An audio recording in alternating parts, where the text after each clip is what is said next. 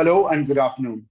Thanks for joining us today for an exciting and immersive discussion on preparing the manufacturing industry for new age cyber attacks. My name is Shomik Ghosh. I'm assistant editor at EPCISO, and I'm honored to be your host and moderator for today. Now, while the biggest fear of cyber attacks up until now was compromised sensitive data, recent targeted attacks on Suzuki motorcycles in May last year uh, that brought production to a grinding halt actually showed us exactly just how devastating cyber attacks on manufacturing firms can be. Globally, of course, we've seen billion-dollar companies such as NVIDIA, the chip manufacturer, Maersk, Colonial Pipeline, adversely impacted by cyber attacks. Now, to discuss in depth the complexities of managing cybersecurity in the manufacturing sector, allow me to welcome my co-presenter for the day, Amol Ashtikar. Amol, thank you so much for joining us. Hi. Well, Amol is the product leader for endpoint security solutions at Seqrite. Seqrite is the enterprise arm of DPDP Technologies. And Amol has held product evangelist roles for more than 2 decades at heavyweights such as JP Morgan Chase and Cisco, again, two organizations that take their cybersecurity very seriously. Now, in today's discussion, ladies and gentlemen, we'll be looking at the latest cyber threats affecting the manufacturing industry, challenges specific to the industry, and of course, practical strategies to strengthen your organization's cybersecurity defenses. So, without further ado, let me hand it over to Amol. Amol, tell us a little bit about cybersecurity in the manufacturing space and how Seqrite looks at it and what you bring to the table. Thanks a lot, Somik, for that kind introduction. And it's definitely a privilege to be here and connecting with all of you. So we did allude to the fact that the cyber attacks are actually on the rise globally, not only on the manufacturing, but several other industries. Right? But today we'll specifically look at how it impacts manufacturing industry and how do we want to prepare ourselves in order to tackle this menace. Okay. Seqrite is the enterprise solutions arm for Quickhill Technologies. Most of you have heard Quickhill Technologies in the past, which has been an forefront of the antivirus, consumer antivirus for about 3 decades now. We kind of started off with the enterprise arm about 7 to 8 years ago, and we do have a host of solutions available in the enterprise security as well, right? But as you can see on screen, right, even though we call ourselves as an Indian brand, we definitely are present globally as well. While all of our solutions that are backed by the largest malware lab that we have in-house, right? And we do have about 1,000 plus cybersecurity experts that are working with our company. Our solutions are definitely at the forefront by saying that we are Make in India. And we also are rated as 4.7 on the Gartner Peer Insights. Our antivirus or the endpoint protection solution is awarded top product of the year by the AV test as well. One interesting fact that I would like to share is that we are also the first Indian company that is working with the NIST as in collaboration for the classification project that they have started off with. We can move on, right? So now, when we do look at the cyber security or the threat landscape, globally the numbers look humongous, right? But if we want to kind of just narrow our focus for a minute and say that how does it affect the manufacturing industry, right? So there are some of these numbers that you see on screen, right? So almost 4 out of 10 manufacturers today definitely, when surveyed, respond back saying that they do have incidents, cyber incidents or attacks happening on their infrastructure every year. Right. So that's a huge number. Globally, if you look at it, this means that about 10% of cyber incidents that are happening on the manufacturing industries. And as you can see, the ransomware, spoofing, spear phishing, and these are increasing multifold every year, right? And just the way we are prepping ourselves for fighting this menace, hackers are also kind of uplifting, upskilling themselves in order to kind of create and uh, come out with different ways of creating issues or challenges for us, right? As you can see, some of the industries, like some of the challenges that we have seen are the origination of the attacks that are happening. As you can see at the bottom of the screen, almost 87% are result of unauthorized access. 86% are also resulting into operational disruptions, right? And almost 85% are actually losing their intellectual property or the data leakage that is happening around it. So Right. this menace, when you get attacked, right, the amount of challenges that you face are actually humongous. You are not meaning it's not that you can cure it later. You have to be prepared for it so that it doesn't happen, right? Average financial impact, if you really want to look at it, that is almost 7.5 million. That is just for the manufacturing industry, and we are not even looking at the global number just yet. Right. Now, Amol, just before we proceed, I see we've got a lot of participants who've already joined in, and more are joining in.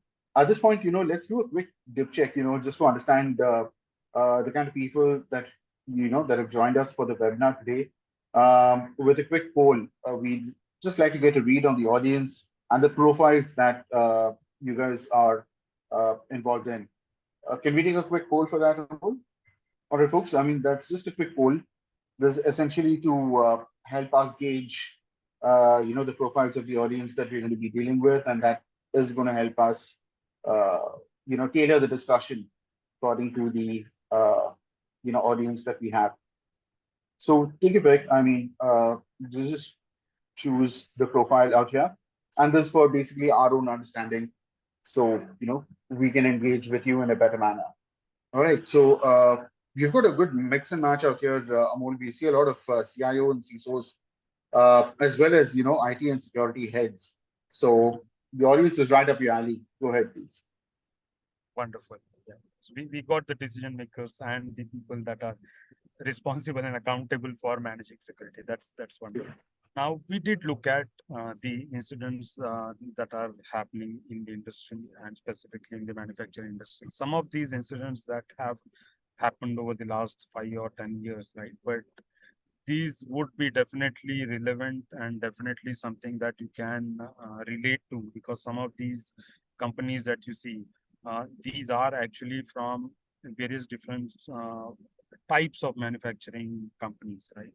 Colonial Pipeline, which is an oil and gas company that got breached, even though their networks, IT and OT were separated out, and the breach actually happened on an IT network, but they still ended up having their OT network shut down, and that shutdown was for about 8 days.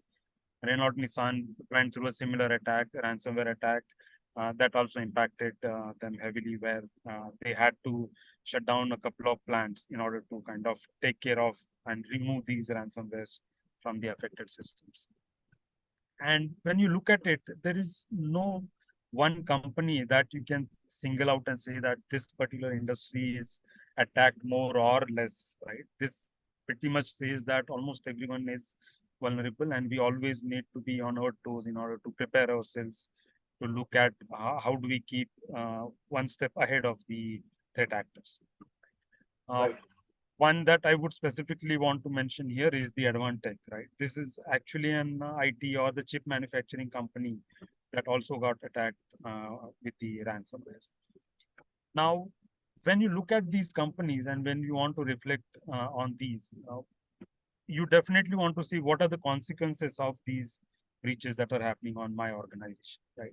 It's definitely an revenue and the reputation loss that we are looking at, but we also are definitely worried about the disruption of the operations that are something that we are handling, right?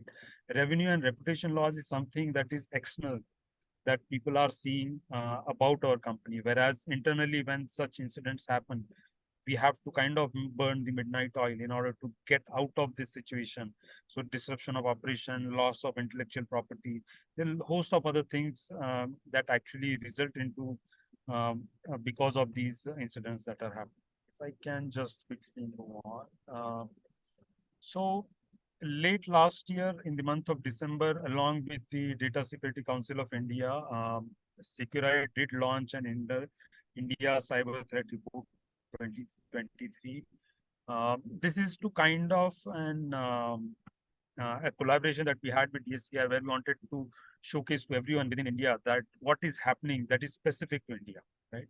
Whenever we look at threat reports that are being done by the global companies outside, you will see that is predominantly getting focused around what happens in US or in the Europe at most, whereas comparatively the footprint of these happenings in India is very less. So sometimes it kind of gets diluted as a noise in the bigger picture. So we wanted to kind of bring this report out and let everyone within India know that what is happening specifically in India and where we need to actually put our money and put our efforts in order to safeguard ourselves.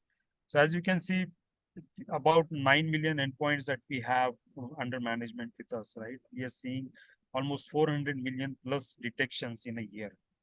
So try and do the math, right? That's almost like 10 detections a year for each endpoint.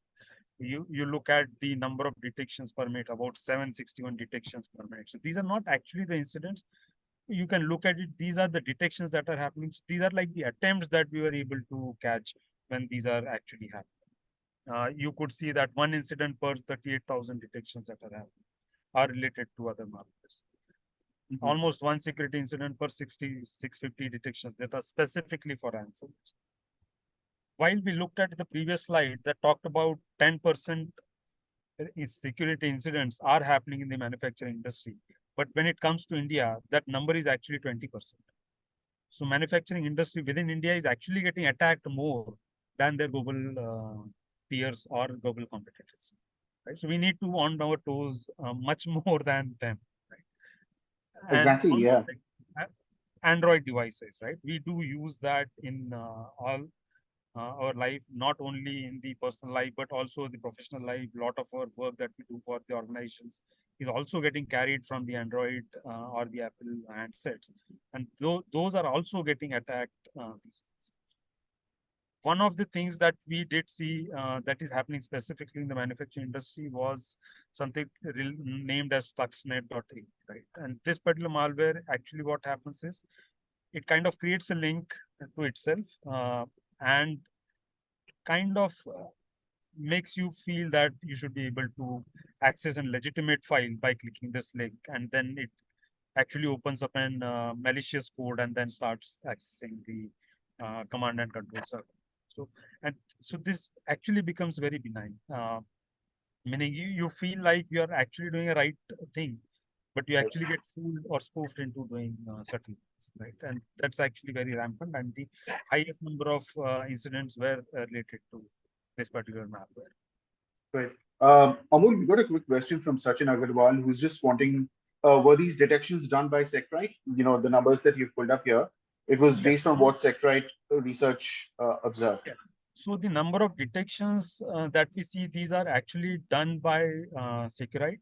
These are also the from the 9 million endpoints that we have under management with us. So this is from the telemetry that we have gathered from those endpoints is what this is based on. This is apart from the monitoring that we do on the deep and dark web, right? So this is different than what we have done here, but this is definitely from our own telemetry that we have. It'll be interesting to know what kind of challenges are, are these manufacturing firms facing when it comes to handling cyber incidents. So at this point in time, I would like to kind of, before we move into what kind of challenges does the industry look into, right? So I would just want to kind of request for a short poll and try and understand from the leaders that we have on call as to what are the challenges that they see, right? Meaning, while talking to multiple people in the industry, we realize that these are the four top challenges that they describe to us, right? But would like to know from the audience today as to what do they see as a top challenge for them. So if you can bring up that poll, please. Sure. Let's quickly have that poll. I think it's going to be a very interesting poll, and we'd love to know what the audience thinks of this. So, folks, what are your top challenges in implementing cybersecurity at your organization? Uh, Straightforward four options out here: data, cybersecurity threats, insufficient employee skills and knowledge, or insufficient cooperation between IT and OT teams. One of the things that was interesting in what you actually pulled up, Amol, is the list of companies that were targeted by these cyber attacks. These are all Fortune 500 companies. They spend billions of dollars in IT and security spending, and yet they're not immune to targeted cyber attacks. So it is not about we having the solutions in place, right? We also need to ensure that solutions are kept up to date and we are constantly monitoring it. We also Right. need, just like we need to ensure that we have the right vulnerabilities caught and mitigated. We also need to be on our toes. While hackers are continuously identifying new vulnerabilities and exploiting it, we also need to ensure that we are also on our toes and identifying some of these things ourselves and plugging those holes before the attacks actually happen. Right. Okay. So I think we got a fairly good readout here. Okay, we can end this poll, and let me ask our backend team to quickly display the results for this. I think this is something that we really like to see, and we like the audience also to share what we see out there. So that's neck and neck, right? Almost all of these are like top challenges. You can't choose one from Correct. the. Correct. There's not a complete clear majority, but then of course insufficient employee skills and knowledge. That's across the board. Cybersecurity threats and data, of course, ability to collect, properly analyze, and ensure. Are you seeing a pattern out here? Is there some kind of an indication that the IT/OT convergence is actually making things more complicated for the manufacturing space? Sorry, can you come again? So So the data, the ability to properly collect data and analyze it, are some of these complexities arising due to the IT/OT convergence that's going on in the manufacturing space? it definitely is, and I think in the subsequent slide we'll definitely talk about it. So Okay. I'd like to kind of move on to the next. Okay, great. All right. Thanks for that, Paul. Let's move While on to we the next talk one. to the industry experts, right? So these are some of the things that we have been hearing a lot, right? Almost that is happening in the manufacturing industry, the complexity of IT and OT conversions, right? That we just talked about. Now the thinking is that earlier there was a clear separation between IT and OT. Exactly. There was a clear separation that talked about that both our IT systems and OT systems were air gapped. That means they had no internet connectivity whatsoever. But over time, what has started happening is these are being managed by two separate teams, and the advent of cloud or the proliferation of the cloud made sure that almost everyone is reaching to the cloud in a controlled fashion, but everyone is reaching to the cloud. That means everyone is reaching to the internet. There are the boundaries that we had between IT and OT networks are blurring. At some places, you can't really define a boundary as well, right? Some of the telemetry that actually comes out of OT systems actually also resides on the IT network for you to do further analytics. There were instances of ransomware attacks wherein, though the OT networks were not attacked, the data that was collected from the OT networks, that telemetry was something that was attacked on the IT systems and wiped out or stolen, right? So such attacks is something that we need to be worried about. Now, the challenge that we see is OT is something that is an operational network is actually headed by a different team, whereas the IT systems are headed by a different team. More often than not, we have seen, and people do keep talking about this, is there is no synergy between these two because of whatever operational silos that we do have. But it actually creates a lot of friction, and it also creates a lot of holes in the infrastructure for the hackers to get in. typically what we have seen on the IT side is you will see that the IT systems are actually getting updated pretty frequently, whereas the OT systems actually don't get updated that frequently. True. The update paradox, right? Meaning you need to identify these certain end of life or certain old and dated systems and also keep them updated.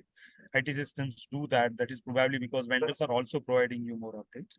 Whereas on the OT systems, that is not so frequent, where the vendors are not providing you that frequent updates. Plus, we are also little lax in updating those vulnerabilities in the networks as well, right? So we saying that something that we have on the system or the infrastructure doesn't mean that we are actually securing it. We need to constantly monitor it, constantly identify the holes in it, and constantly start plugging those holes into legacy systems, right? As we just talked about the update paradox, there are so many legacy systems. Even on the IT side, we do see some of our customers that are still using Windows 7, Windows XP2, right? And some of those customers are actually asking us to saying that continue to support Windows XP, which Microsoft itself has done end of life many years ago, right? So we need Right. to actually move on and ensure that it's not that we can keep them aside. And if we are able to keep them aside, probably no one is going to be able to use that also. Right. So we need to True. kind of upskill ourselves. We need to kind of ensure that our systems are upgraded, applications are moved from one legacy systems to the supported system so that you have a constant upkeep on all of these applications and the systems as well. Now, if I Right. can move a little further, you will often see that on the OT side, and even on the IT systems earlier, it used to be the case that there were many vendors that would come out with the proprietary communication protocols. Mhm. And these being the communication protocols that are proprietary, there are not going to be many vendors that are kind of developing for it and showing the compatibility, right? So it means that you will have, if those systems get attacked, right, you are actually not having a way out in order to plug those holes and move on, right? You have to wait for the specific vendor to uh, go kind of plug those holes for you. There are very limited vetting processes when you are talking about a single vendor proprietary information. So almost the world is now moving to a standardized procedures, standardized communication protocols that are utilized by multiple vendors, that are utilized by multiple customers, and you can always identify the issues with it, and you will also have available that everyone is pitching in order to plug these holes as well. There are a lot of operational constraints that we have, right? There are probably software updates that are not going to be possible because of the proprietary nature of the products. I mean, some of the products are so proprietary, you'll not be able to get the updates from them, likely because those softwares are end of life or the companies are no more, or you continue to use that software because of a certain functionality that no other news application vendor is giving.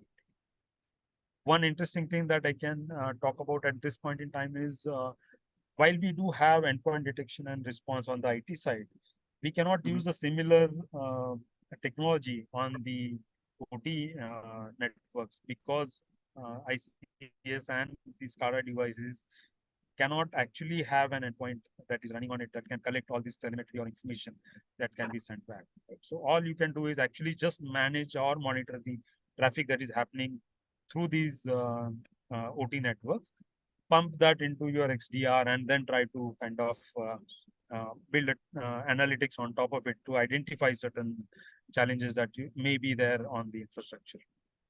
So these are several concerns that we have around the manufacturing industry specifically.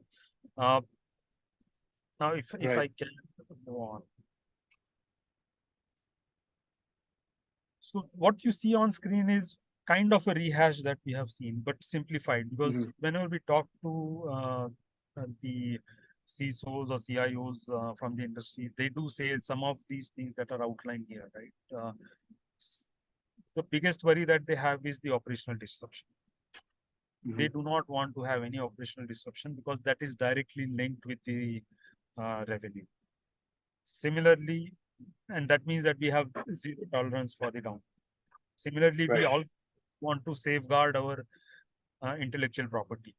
Now, whether it's a case of you having insider threats, that means some of the internal folks actually leaking your information, or the cyber espionage happening where they are actually extracting this information and sharing or leaking it to the open marketplace for somebody to buy it, or somebody is getting contract to espionage and get these details out of your company as well. But Mhm. all this put together, right? We feel that security is probably the responsibility of the IT organization or the security organization within the company, and not for each and every individual. And that is where we do see lack of awareness and lack of skilled workforce is the biggest challenge that each and every organization faces. Whereas everyone needs Right. to And I think be that, yeah. responsible for security, right? Everyone needs to feel and think twice before they open or click on any link. So this is what we need to constantly keep running. Meaning, I have seen some of the organizations where CISOs are actually running the programs every month with specific departments to say that this is how you need to safeguard yourselves, not only on the corporate information, but how do you keep safe even on the personal side as well. Right? The moment you kind of merge these two things together, people start Mhm. believing and people start understanding the repercussions of not having security or not worrying about the security. We also need to also look at the supply chain vulnerabilities. Most of us do work with the customers to whom we are suppliers, and most of us definitely have suppliers of our own. Not necessarily the attack actually originates on our network directly. It actually moves laterally from your customer or from your supplier as well, right? So while we definitely are accountable for our own security, but we also need to ensure that whom we are working with, they are also following the proper norms and actually having proper security deployed at their end as well. Correct. I think that's a great point because, in large manufacturing organizations, you could have hundreds of links in the supply chain, and you know, uh, cybersecurity again is a shared responsibility. Right. Right.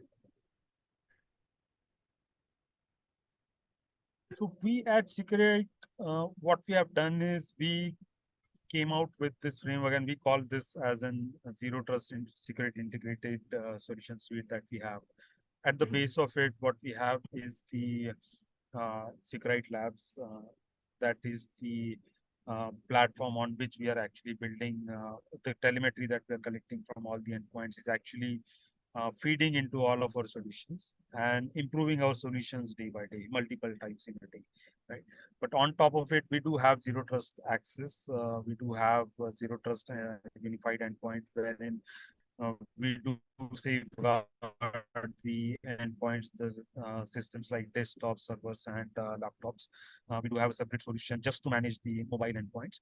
We do have an XDR solution of our own, and also the data privacy. With the data privacy bill that is already passed and now likely to be enacted and operationalized in the next year post elections, we would also be seeing that lot of us wanting to know how do we safeguard our data, how do we ensure the privacy of our data.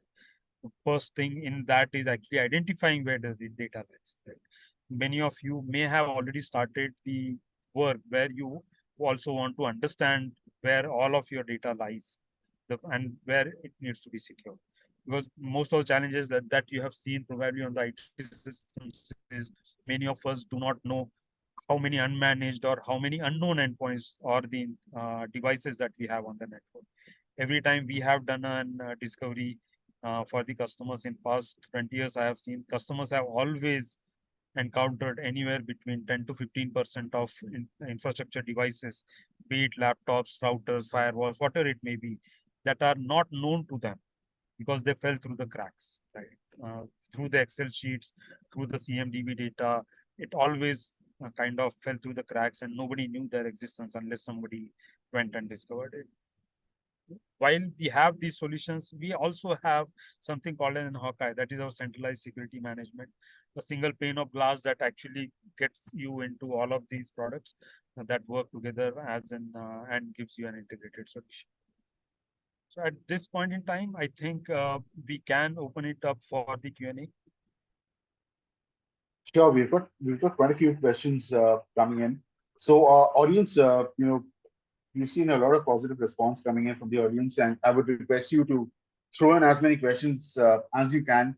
There's a very pertinent topic, and I'm sure Amol would be more than happy to assist you with it. Amol, we had a quick question from one of our participants out here, Yusuf Hashmi, who's asking if the presentation is going to be shared. Um, if not the presentation, can you share some of the resources and links at a later point in time during the webinar? Oh, sorry, I didn't get that question. So he's asking whether the presentation can be shared. Uh, so Yusuf, I'm not sure if the presentation can be shared, but then what Amol will be doing is he's going to be sharing a bunch of resources and URLs in the chat window that you can actually use. A lot of these points from the presentation were taken from those resources. You can utilize those. So we'll Um, definitely be sharing the threat report that we have published alongside DSCI. That is something we'll be sharing with you all. And the other stuff with regards to how do we find more information about the portfolio that we have. Okay. We've got a very simple question coming from Sachin Agarwal. Sounds simple, but I'm not too sure whether it's actually that simple. How are you protecting OT? If you could tell us, Seqrite's approach towards OT security. So we are not currently securing OT networks. That is something we are yet to jump into. What we have seen while we talk to the CISOs and the companies is that they do want to keep multiple vendors that are securing different sections of their networks. They do not want to keep the same vendor that is doing the security. In the IT systems, we have seen them where they want to keep the endpoint security separate from the server security. Similarly, we are seeing CISOs or the companies actually wanting to keep the OT security separate from the endpoint security. So on OT security is something that we haven't made a foray into. That is something we're definitely looking into. So currently we are only providing security to the IT. Understood. We've got Praveen Lloyd D'Souza who's asking us how Seqrite antivirus works. Is it is Windows Server required, or will it be okay on a normal server as well? So I'll kind of try and answer two things from here, right? As part of the security, the antivirus can be deployed on both the regular desktops, which can be a server or can be an endpoint. Whereas the on-premises solution, if you want to deploy that, can be deployed either again on the Windows Server OS or on the desktop OS. We do have a big footprint in the SMB market, wherein most of our customers are not wanting on the server OSs. They continue to deploy it on the desktop OSs as well. But the more number of endpoints that you will have to cater to, it's good to have an operating system that is server class deployed on a proper server hardware that gives you better benefit. Okay. We've got Kishar Dhayalkar who's asking us, how do you solve Windows vulnerabilities and applications? What's your approach to it? So there are two ways to look at it. One is constantly keep scanning for the vulnerabilities windows. We do have a vulnerability scan option within our own solution. So that allows you to kind of keep scanning for the systems. And that is also integrated with our own patch management solution that helps you map and identify these patches that need to be deployed for these vulnerabilities. Right. Now, Amol, just as a follow-up to that particular question, is OT, is ICS vulnerabilities also looked at the same way as we treat IT vulnerabilities? Because every now and then we keep seeing, SCADA vulnerabilities popping up, and ICS vulnerabilities again is a huge concern. What are your thoughts about it, and what would you recommend CISOs? How do you go about the update paradox that you had covered in your PPT? It is actually very difficult on the OT networks yet. Unlike IT systems, the Even though the number of vulnerabilities that are getting identified on the OT side is actually increasing day by day, we do not see that the similar response is coming from the vendors, where they're actually releasing the patches also in the similar frequency, right? So, but that side, I'm also seeing that they're definitely upping the ante and ensuring that the updates are also getting released. But it is still not comparable to what we see on the IT side. Understood. Amol, you've got some really good, positive signs from our questions coming in here. You have a lot of questions about Seqrite and what they can do for that security. So we have Meher Manohar who's asking us, in which area is Seqrite more dominated? Is it in the banking, IT, or the manufacturing space? And also, how are you looking at organizations with over 5,000 end users? So we are definitely more into manufacturing, logistics. We do have a lot of BFSI customers, but that too in the non NBFCs, not in the regular banking sectors. We do have some of the cooperative banks as our customers. So it's pretty mixed. But at a very high level, I can say manufacturing is definitely the section that we do largely serve. I think the second question was with regards to, if you can just remind me that.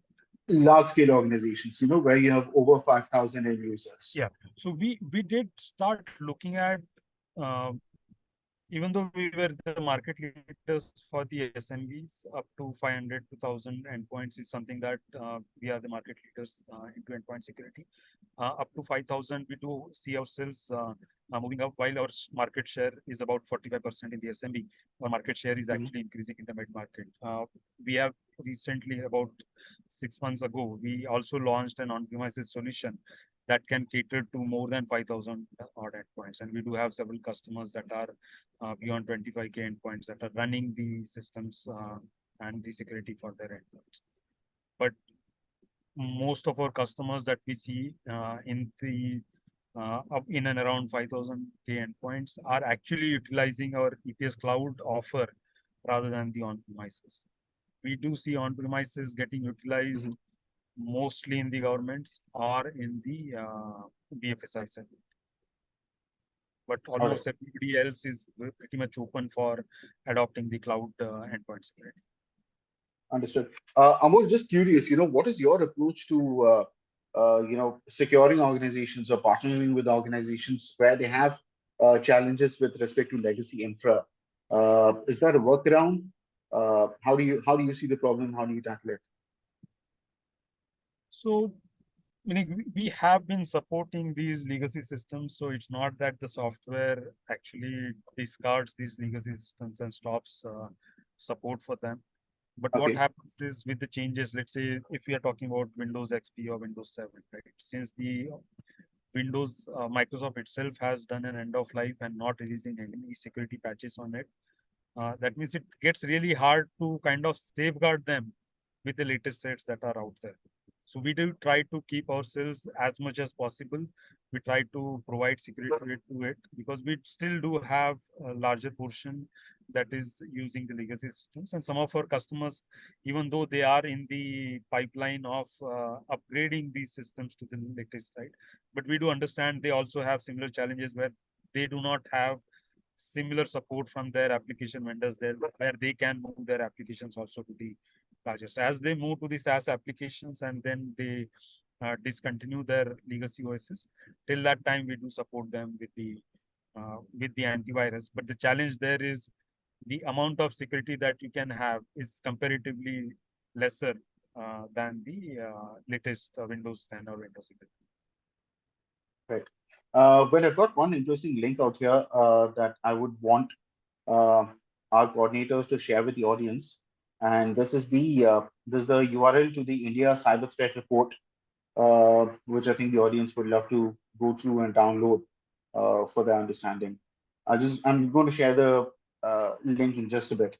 In the meantime, we've got another question from Milind Nene, who's asking us, how do you evaluate across impacts of updates pertaining to IT and OT systems. Um, so I believe, what he's asking out here is that, you do perform these updates. How do you evaluate the security, or how do you evaluate the benefits at a later point in time? How do you gauge the security, the resilience of these updates at a later point? So usually companies do provide updates, and every time they provide an update, they also give you a criticality of certain update. Certain updates that are very critical, security updates will be provided not only by the OS vendors, but also by the application vendors. And they'll also be giving you the CVE number or the criticality of the vulnerability that is actually getting plugged by these updates, right? So you also need to kind of evaluate that across your own infrastructure and figure out whether, even though you're using certain application, are you using that particular functionality of the application or not? Is that functionality turned on or not? Whether you're specifically using the protocol or not. You might be using the protocol, but not the specific ports, right? So you need to kind of do an evaluation of your own uh, and decide what kind of updates need to go in first compared to the other updates. Because almost every day I do understand that the amount of OS updates that we need to push to the infrastructure because of the OS vendors that are giving it, and also say various different application vendors are also releasing patches every now and then. Doing that on the infrastructure is very time consuming and cumbersome. Many customers have moved on to the SaaS application specifically also for this reason, because plugging these vulnerabilities on the SaaS applications is actually also transferred to the application vendor. So the Right. moment they have identified the vulnerability, they fix it on the application themselves, and that is where you will actually see that as an customer, you don't have to worry about certain vulnerabilities. Okay. We have a question coming from Pallav Dad. Not too sure if it's relevant, but then, you could just possibly take it since it pertains to malware. So Pallav is asking us if bot malware shares personal information publicly. Is that something that, our security practitioners should be worried about? So it actually depends on bots. There are some of the bots that are defined and identified as malicious, and there are certain bots that are not identified as malicious or probably known as safe bots, right? If Mhm. the bots are deployed by your own company, you definitely know what it is gathering and what is it and how it is sharing it. Whereas you definitely need to use some of these bots into your controlled environment or the sandbox and identify the behavior, look at the behavior, and decide whether you want to have those bots in the systems or not. You can pretty much block all the bots and then do. Meaning zero trust security actually talks about that, where you start with clean slate, where nothing is approved or nothing is allowed, and then you start opening up things on a need basis. Understood. We've got a very interesting question coming from Krishnan V. But before I get there, I would want our audience to actually check out the link that was just put up by etcso.com. So, folks, this is the link to the India Cyber Threat Report 2023. I think you're going to find a lot of useful insights out here. It gives you a pretty good picture from Seqrite research point of view. So, this is one resource that you would want to have in your kitty. Go ahead, click this, and then download the resource. Give it a look in your free time. Okay, coming back to the question that we had from Krishnan B. So Krishnan is asking us Industry 4.0 adoption in a high-speed environment in India. What are the preliminary checkpoints to manage smooth Industry 4.0 implementations? So what do you think CIOs and CISOs should do today to ensure that, they are easily able to welcome Industry 4.0? As part of Industry 4.0, it talks about all the connected IT and OT systems, right? And some of these also getting touted as smart industries. And where the pitfall lies is it needs an integrated play from the company rather than siloed approach. So understand, and we need to get in leadership buy-in, wherein everyone understands that we need to do this together. It cannot be done in silos. Right. And once everyone adopts to that philosophy first, right, then it gets easier afterwards. But Okay. you as an CISO or a CIO will not be able to drive Industry 4.0 unless you get a buy-in from the business owners as well. Right. Another quick question from Prakash Hanama Dasaya, who's asking us, OT comes with hardware connected with controllers. Any update on OS or security? Does it impact machine controllers? Um, and controller upgradation is very costly. What's your take on this? Some of the, meaning I do understand not necessarily all the updates are going to be possible. Software updates are easily available for you to update, whereas the hardware updates are not easily available. There are Mhm. times when manufacturers actually recall some of the hardware and give you a replacement for that in the dire situations where it's actually a big impact situation where they provide you that kind of an upgrade also.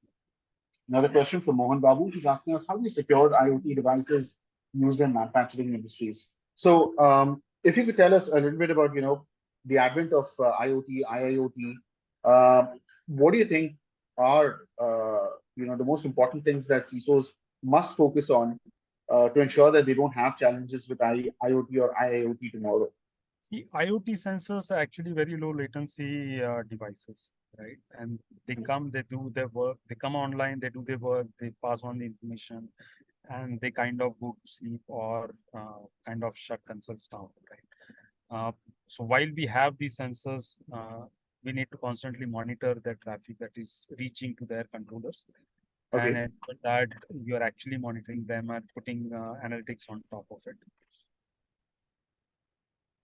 Well, I really wish that we had more time discuss this topic because our audience somehow just loves the topic, and we see a lot of questions coming in. But before we get there, we know that you have a lot of questions for Seqrite, and I'm sure Amol would be more than happy to get in touch with you and divert your questions. But then we have a quick poll for you. If you could just let us know, if and how would you want Seqrite to contact you. Uh, so so we get an understanding of what you're looking for and how Seqrite can go about it. So can we have a quick poll out here, please? Let's get a quick read from the audience.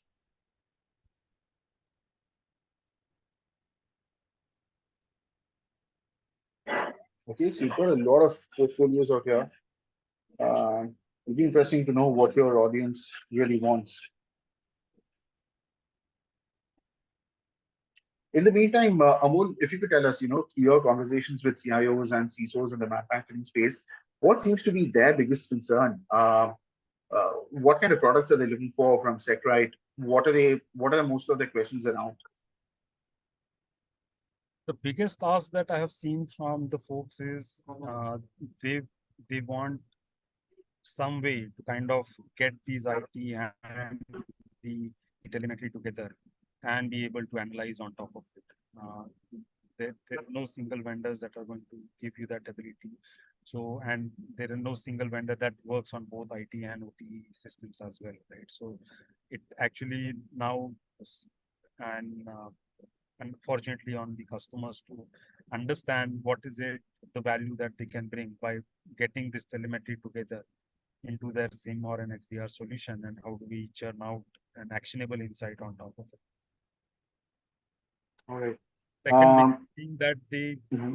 ask us also to help them with is the employee awareness. Because the people that use OT systems, according to them, these are not technologies or non-technical people. That's what the general belief is, which I personally don't belong to. But Mhm. they do see that those folks may not probably understand security, and that's why they do not understand the repercussions of not doing it properly. So we do conduct several sessions with them wherein we sensitize each and everyone within the organization and also help people define what kind of a program needs to be run with their organizations, so that you not only help your employees understand the security within the company and option, but also how do you ensure yourself to be secure even personally on the digital world, right? So these are things that are definitely top of mind for the CISOs. Awareness is the one big challenge that everyone has to go through, and there is not enough uh, uh, enough training that we can do, right? We have to constantly keep doing it, because just the way you see new threats coming up and new vulnerabilities getting blocked, similarly, you have to keep letting your employees know everything that they need to know about the security. And it's a constant training that has to happen. Right, right. Now, Amol, I was just looking at the last poll results. Of course, we won't be sharing most of the numbers out here, but then I see a lot of interest towards ZTNA. Amol, if you could tell us, what is Seqrite's approach to ZTNA, and typically, I mean, does the ZTNA approach to IT/OT convergence need to be different from the way we approach ZTNA for normal IT systems? So when we talk about ZTNA on the Seqrite side, we do look at it from two angles. One is how do you secure your users, and how do you secure your applications or networks, right? So while securing your users, it's about giving them the right access at the right levels to your applications, be it on your infrastructure or be it on the shadow IT, right? So it's like giving your employees, contractors, the right amount of access at the right levels. Whereas Zero Trust Network Access, ZTNA, that is talking about giving the application security, that talks about how do you stop the lateral, how do you ensure that programmable access is also given the similar thought process and also control at the same levels. So that's how we differentiate between the user access and the network access. Now, for the OTs, we haven't thought through that yet completely. Okay. As to how do we provide the zero trust access for the OT sensors? That is something still on the design board for us. All right, all right. I've got a quick, interesting question from Cyprian D'Souza, who's asking: are you aware of any framework being framed or being implemented or designed specifically for OT environments that can help protect it in the view of cybersecurity? So we have IT frameworks. We've got a lot of, spoke about the NIST framework, etc. Is this something that we have for OT as well at this point? No, so we do not have a solution for the OT at this point in time. So several of our customers want us to foray into that. We started discussions around it, but nothing concrete yet for me to share with the larger forum. All right. Another topic that keeps coming up in security conversations these days is, of course, endpoint security. And we have Ramij who's asking us, does Seqrite have a solution which doesn't require a server and uses edge computing methods for endpoint security? So we do are looking at security where for the cloud workloads where you don't have to really go deploy it on the servers, meaning serverless security is what we're talking about. We are definitely working on it, and we'll soon be happy to kind of publish that to the larger world as to how we are resolving that for the industry. Understood. All right. Well, we are still getting more questions, which is, of course, a positive sign. But then I think we've kind of, got a brief gist of all the questions. And in some form or the other, we've kind of addressed most of the questions that our audience has posed here today. Amol, some parting thoughts on, what are some of the reactions that you saw from our audience, the questions that was coming from them? There seems to be a lot of, curiosity, of course, on IT/OT. What's Seqrite going to be focusing on in 2024 and beyond to future-proof security in IT/OT environments? So looking at the questions that we answered today, right? Meaning a mix of both, right? While people are definitely looking at how to secure IT systems, but there are a lot of questions about what is it that the Seqrite is doing for the OT as well. And so that is kind of a push to us, because while we talk to our customers, they're also reminding us that we need to make a foray into OT security. So this is kind of a reminder to us that yes, that is definitely an industry ask of us that we need to make a foray into OT security. Secondly, while we look at the security on for the upcoming years, the first and foremost thing that is top of our mind right now is how do we add more AI and machine learning so that we do the detections much faster, right? So while we are continuously doing it, we do have an godeep.ai as an AI umbrella under which we do have a lot of machine learning algorithms that do run for the detections.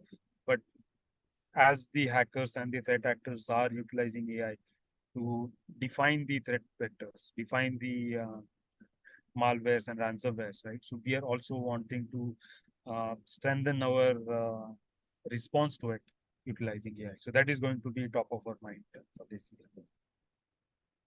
All right, sounds good. Well, this is going to be a developing space, and of course, as an observer of cybersecurity, this is going to be a keen area of focus for me as well in the coming year, and of course for Amol with Seqrite's focus on OT security. So, folks, I mean that's pretty much all that we had time for today. Thank you for being a wonderful audience. You've shared a lot of questions with us. You've been very participative with your polls. And yeah, it was a great discussion with Amol. Amol, thanks again for your time. Thanks again for sharing your expertise and your observations with us. All right, well, that's where we leave off at this point in time. So, folks, thanks so much for joining us again. That was Amol Ashtikar from Seqrite, and this is Shomik Ghosh signing off from Little CISO. Thanks, and have a wonderful week ahead. Thank you all. Have a wonderful day. Thanks. Bye-bye.